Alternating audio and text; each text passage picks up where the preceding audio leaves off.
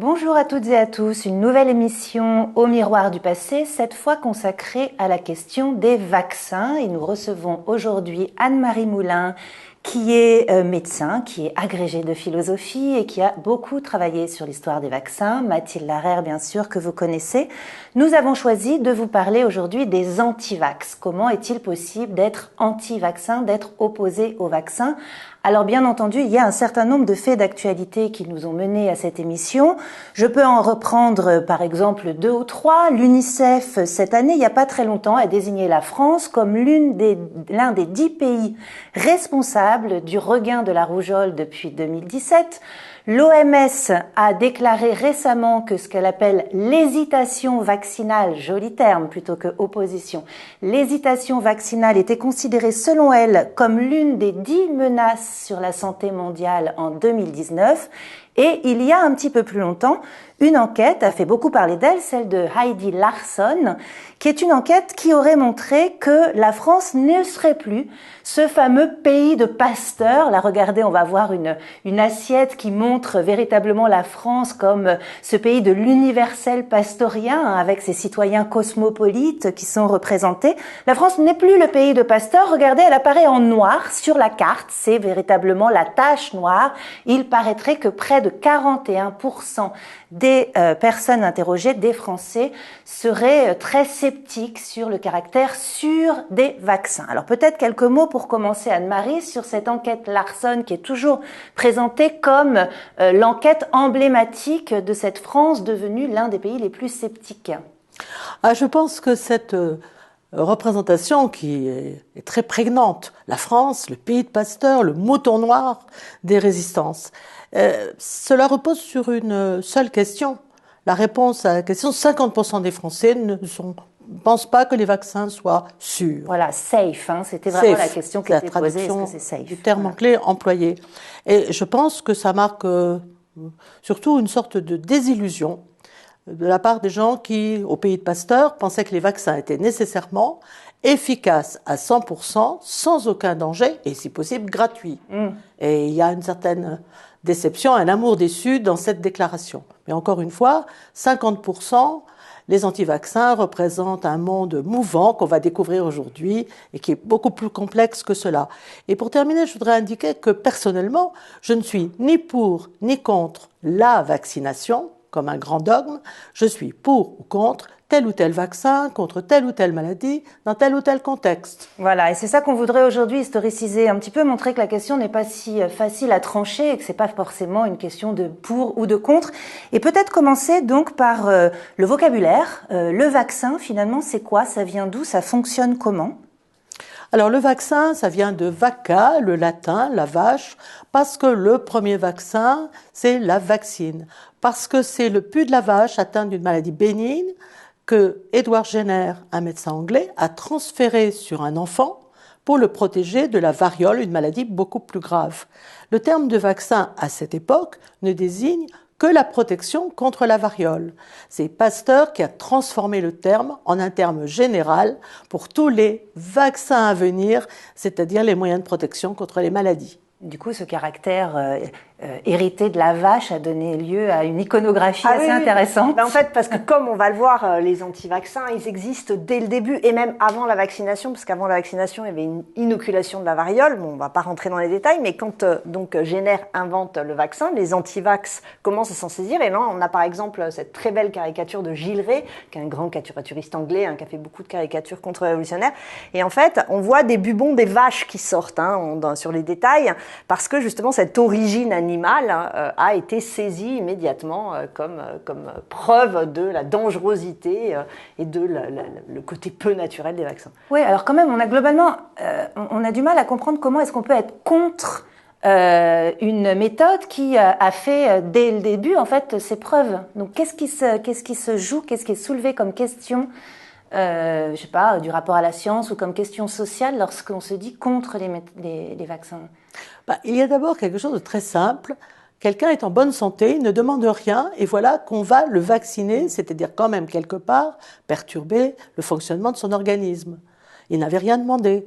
Et on comprend que les parents notamment et répugnance, même si c'est pour protéger contre une maladie, à faire vacciner leurs enfants depuis le début de la vaccination.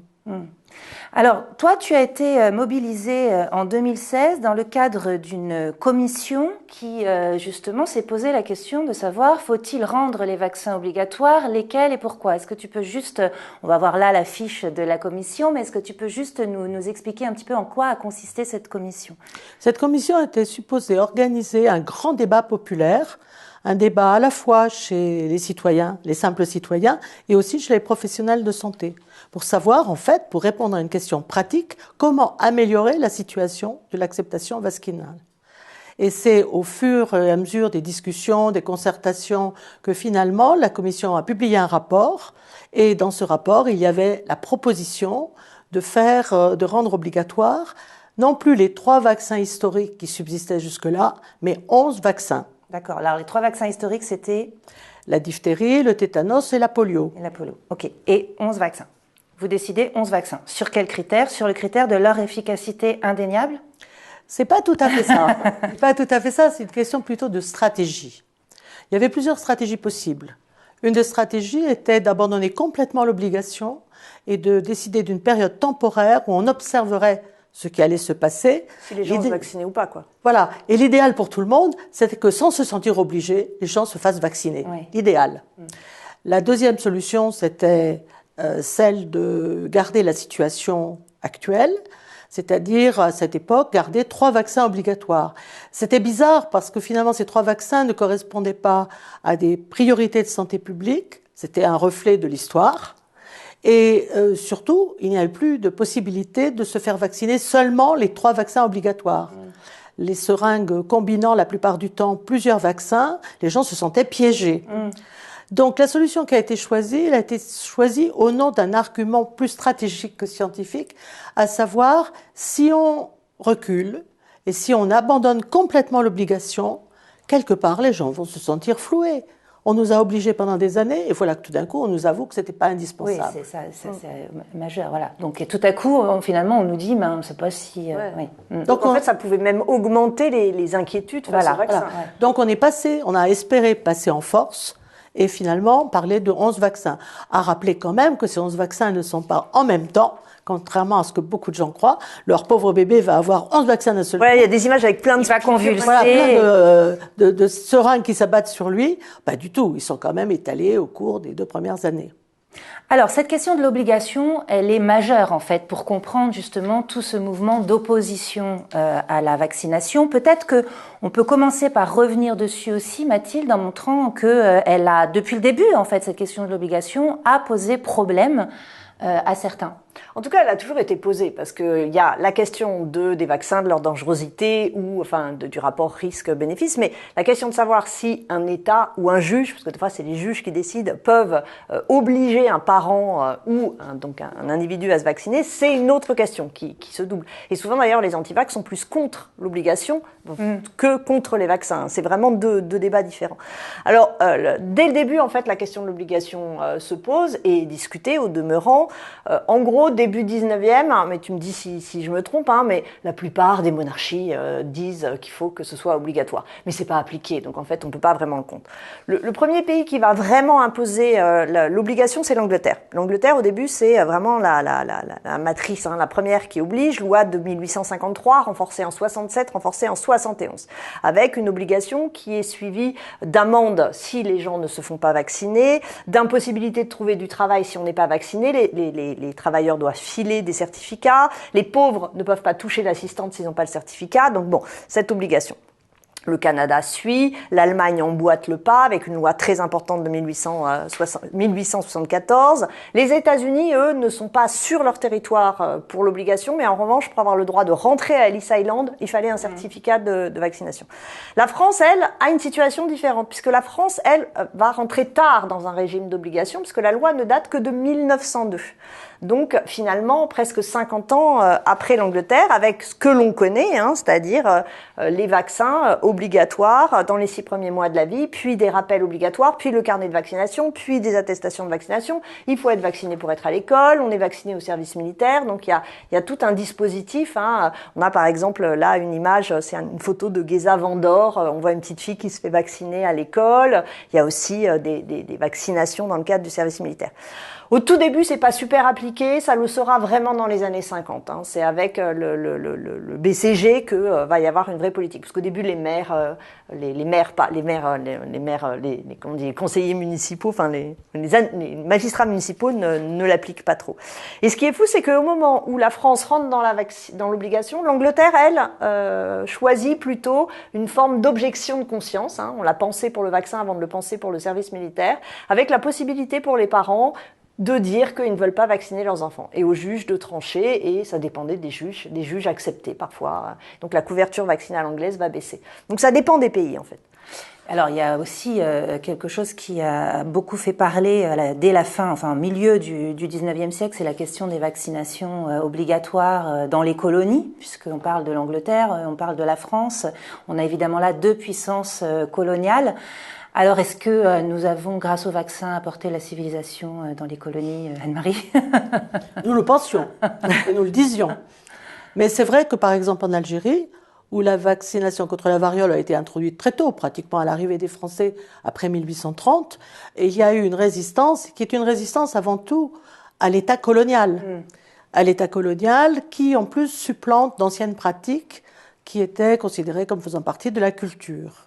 Donc ce n'est pas encore une opposition à la vaccination en soi, c'est une opposition à l'État et à la façon dont il exerce une forme de violence qui comprend aussi l'impôt et toutes sortes de brimades. Oui, tout à fait. En fait, on avait bien compris que ces politiques de vaccination, elles servaient aussi la cause coloniale, hein, parce que à la fois elles donnaient la possibilité de connaître les populations locales. Hein. On sait qu'il y a des médecins qui ont rassemblé des gens aussi pour les vacciner, mais aussi pour comprendre comment ils fonctionnaient. On est quand même en pleine époque de racialisation de l'humanité.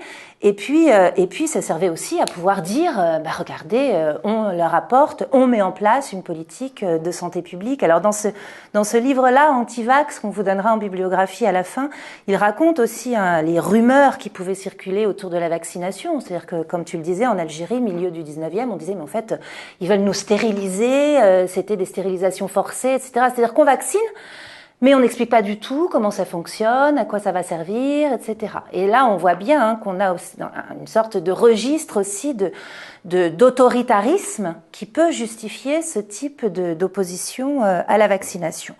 Alors précisément, on voulait entrer dans une logique un peu typologique pour essayer de comprendre quels étaient les arguments qui pouvaient justifier que certains ou certaines soient opposés à la vaccination. On en a tiré 3 groupes d'arguments principaux qu'on va faire les uns après les autres, politiques, religieux et puis scientifiques. On va commencer par le politique avec un argument auquel on pense plus forcément, mais qui est la xénophobie au 19e.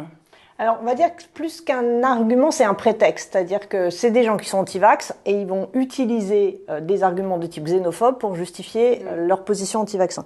Parce que, en fait, les vaccins, souvent, ils ont été faits dans un autre pays. Par exemple, la variole, avant que ce soit un vaccin, l'inoculation, c'est une Anglaise qui l'a fait venir de l'Empire ottoman. Donc, résultat, pour les anti-inoculations, d'abord, c'est une affaire de bonnes femmes, c'est ce qu'ils disent, donc il y a de l'antiféminisme de base, mais aussi c'est soit anglais, soit oriental. Donc, à cause de ça, pas ça. Jenner, dont tu parlais tout à l'heure, c'est un anglais, ce qui fait que les Français vont pas en vouloir parce que c'est anglais. Après, Pasteur, les autres vont pas vouloir parce que c'est français. Donc, souvent, il y a des refus dans les pays de vaccins qui viennent d'autres pays, mais c'est parce qu'ils veulent pas les vaccins et donc ils mobilisent un argument de type xénophobe. On le trouve toujours, ça. Un autre argument, alors qui là est d'ailleurs l'un des arguments les plus avancés encore aujourd'hui, c'est la question de l'anticapitalisme. Quel lien on peut faire entre les deux, Marie? Mais les vaccins, au départ, c'était quelque chose qui était concocté un peu dans une arrière-cuisine, ou ensuite dans un tout petit laboratoire comme celui de Pasteur. Il y a une bascule au moment où les vaccins sont une affaire trop compliquée et deviennent l'apanage des grands laboratoires. Et comme au début du mois, ça n'est pas très rentable, en fait, il y a un tout petit nombre de compagnies pharmaceutiques qui vont se partager le marché. Tu dates de ça de quand à peu près, grosso modo? Cette bascule, Ouais. elle est après le vaccin anti-polio, c'est-à-dire dans les années 60. Ok. Dans les années 60, progressivement, tous les laboratoires nationaux cessent de fabriquer de façon quasi artisanale. Et ce sont les grandes firmes, qui en s'entourant d'ailleurs de beaucoup de précautions et de beaucoup de protocoles dont elles montrent que c'est coûteux, vont monopoliser complètement la fabrication des vaccins. Donc des firmes privées. Des firmes pharmaceutiques à buts commerciaux. Oui.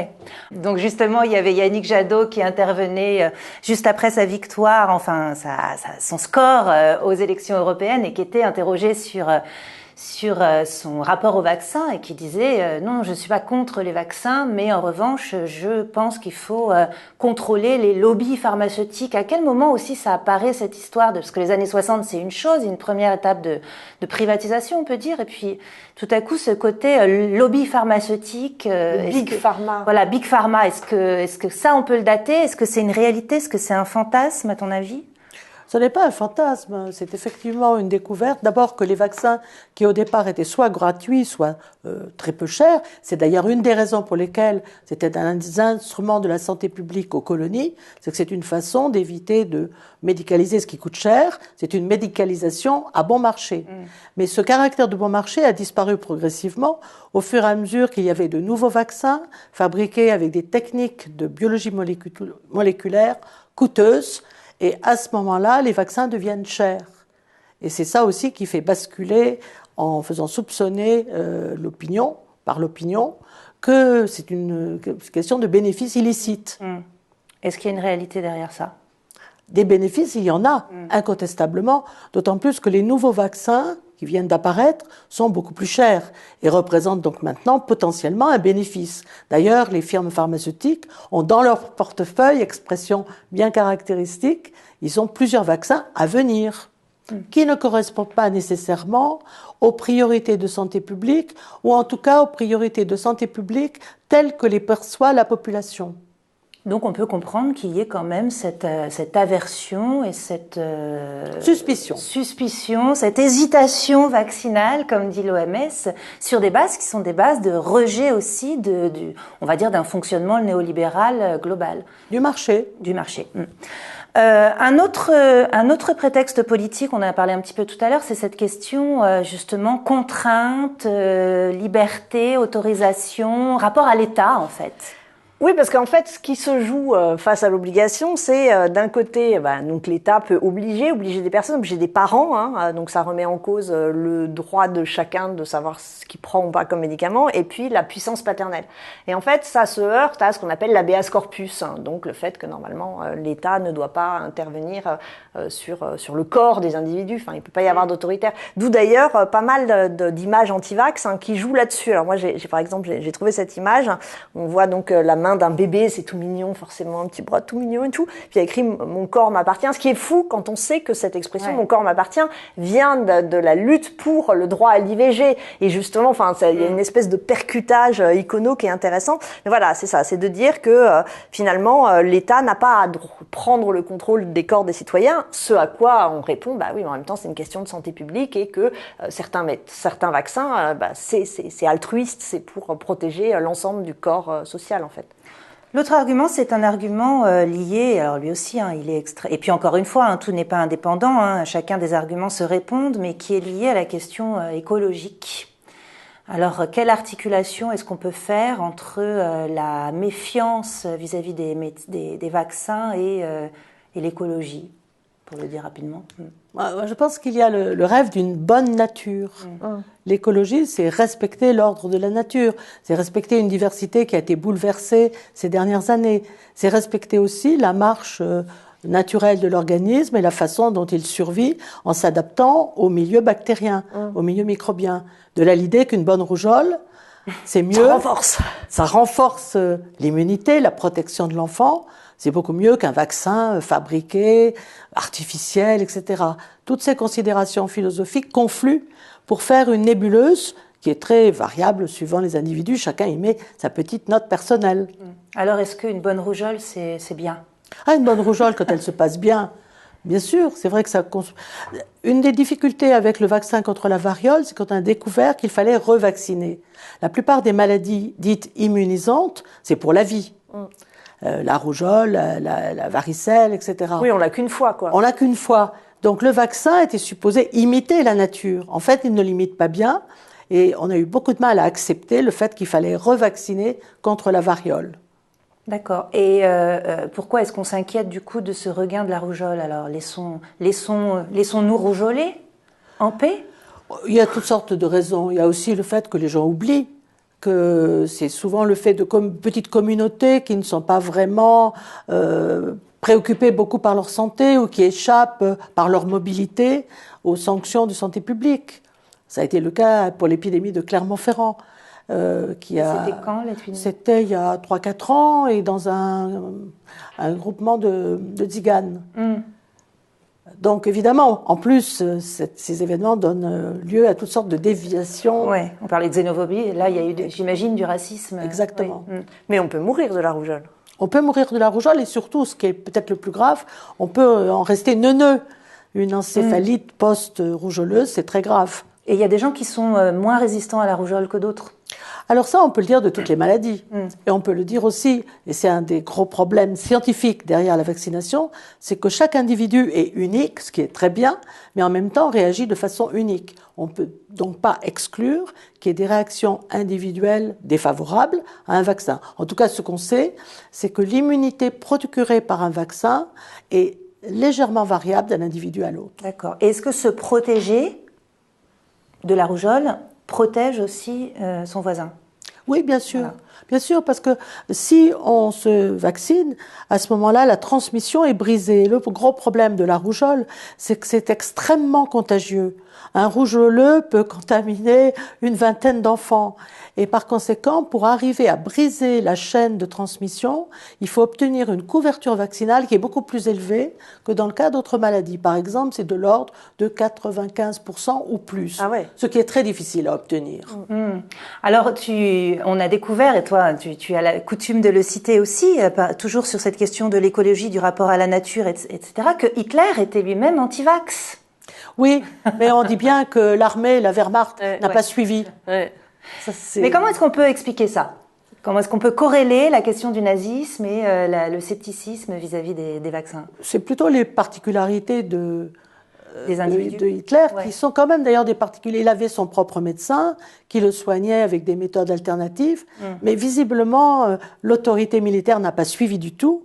Elle avait bien médité sur les exemples précédents, en particulier de la guerre franco-prussienne, où apparemment il n'y avait pratiquement pas eu un cas de variole dans l'armée vaccinée. Alors que dans l'armée française qui était mal vaccinée, ils avaient été malades. Donc, Mais moi, j'ai découvert que, effectivement, dans les années 30, alors, en travaillant sur l'école, donc rien à voir, en travaillant sur les pédagogies alternatives, je veux dire rien à voir avec le nazisme a priori, j'ai découvert dans les années 30 que certains pédagogues, parmi les plus connus, Célestin Freinet, sa femme surtout, Élise Freinet, étaient mais complètement anti-vax et que c'était vraiment une vraie, à la fois une philosophie de vie, une vraie croyance, une idéologie naturiste, on appelait ça l'idéologie naturiste. Alors elle a fait une recension dans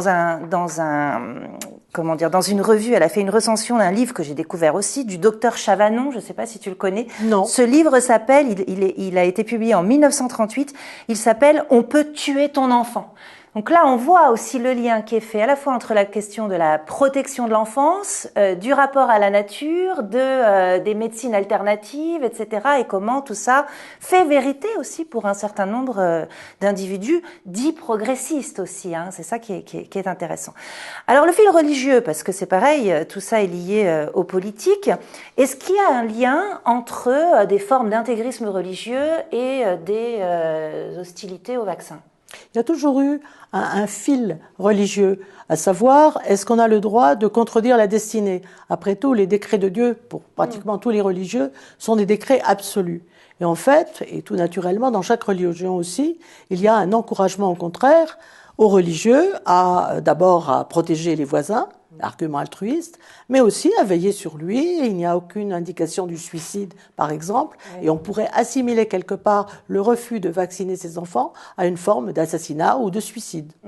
Alors il y a une jolie thèse de géographie, pas d'histoire, mais de géographie de Lucie Guimier, qui était soutenue il y a 2-3 ans, qui est pleine de cartes, justement, où elle essaie de faire des corrélations, et son hypothèse part d'une épidémie de rougeole dans, justement, des écoles à mouvance intégriste là, de Monseigneur Lefebvre, les Saint-Pie X.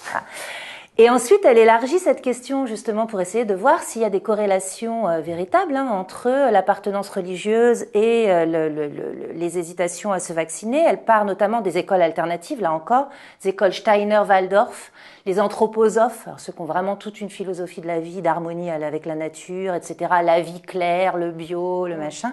Et elle montre, il y a des cartes qui sont assez parlantes, on va en voir une là par exemple, elle montre en effet qu'il y a quand même à certains endroits des corrélations entre des anciens bastions résistants, l'anthroposophie, la méfiance vis-à-vis des vaccins, mais qu'en réalité c'est pas un argument déterminant, cette question religieuse. Il faut vraiment qu'il y ait plusieurs facteurs en fait corrélés pour expliquer cette hostilité au vaccin. Il n'y a pas de portrait robot anti-vaccin. Et de fait, par exemple, l'islam n'est pas en soi hostile à la vaccination, bien au contraire, puisque par exemple, la grande figure de la médecine arabo-persane médiévale, Avicenne, dit qu'il faut prévenir la maladie et que c'est plus important de conserver la santé que de la retrouver. Donc avec un argument, la vaccination est évidemment toute prête. Le dernier fil, c'est le dernier point quand même, c'est la question du rapport à la science. Est-ce que être anti-vax, c'est être forcément opposé à la science? Est-ce que c'est nier complètement les apports de la science? Bien sûr que non, parce que moi, ce qui me frappe beaucoup, c'est d'abord l'incroyable aventure qui a fait qu'on s'est lancé avec un procédé empirique dont on n'était pas sûr du tout qu'il serait efficace et pour lequel on n'avait pas de mécanisme clair à expliquer. Au fur et à mesure du développement de l'immunologie, qui est la science de la protection de l'organisme contre l'environnement, on voit bien qu'on comprend de plus en plus ce qui se passe dans le corps humain quand on vaccine, mais c'est pour mesurer aussi l'abîme de nos connaissances. Car qu'est-ce qui se passe quand un antigène ou une molécule quelconque tirée d'un microbe se balade dans le corps humain et qu'elle rencontre d'autres globules, des globules blancs, des globules rouges et toutes sortes de tissus? Qu'est-ce qui se passe dans chaque individu? Bien évidemment, nous ne le savons pas. Aussi, une des questions que je me pose, c'est, je pense que le débat sur la vaccination est nécessaire, il est très sain, je ne m'en formalise pas du tout, au contraire, et je pense que c'est un bon exemple de ce que peut donner la réflexion du peuple et son intervention sur la scène de la science. C'est évidemment un grand défi, car c'est là quelque chose qui est assez ésotérique, mais c'est le devoir de tous ceux qui travaillent dans la communication et des professionnels de la science de mettre leurs arguments à disposition. Et là, je pense que le débat sur la vaccination est un bon exemple de ce que pourrait donner l'intervention de la démocratie dans la science. En même temps, on voit aussi que la science elle-même n'est pas irréprochable. Enfin, tu le disais, tu l'expliquais du point de vue de l'histoire des sciences, mais on a aussi quand même des scientifiques véreux. Et en particulier, l'une des choses qui a fait le plus de mal je crois, à cette question de la vaccination, c'est cette fameuse affaire Wakefield. Est-ce que tu peux juste nous la rappeler en quelques mots? C'est très simple. Dans un pays où il n'y a pas d'obligation vaccinale, Wakefield a publié quelque chose où il disait que sur une dizaine de cas en Angleterre, 2016, une dizaine de cas d'autisme parmi les enfants vaccinés par l'Aurore, vaccin contre la rougeole.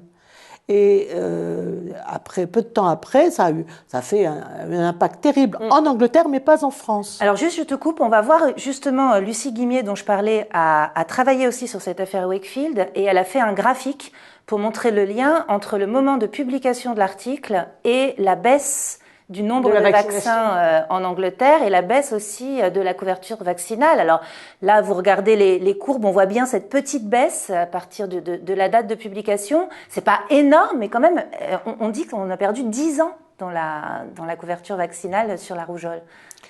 Mais le lien avec l'autisme était un lien évidemment très troublant, dans la mesure où l'autisme, dit-on, augmente, ou plus exactement, on met sous l'étiquette autisme des troubles mentaux qu'on ne répertoriait pas comme cela auparavant.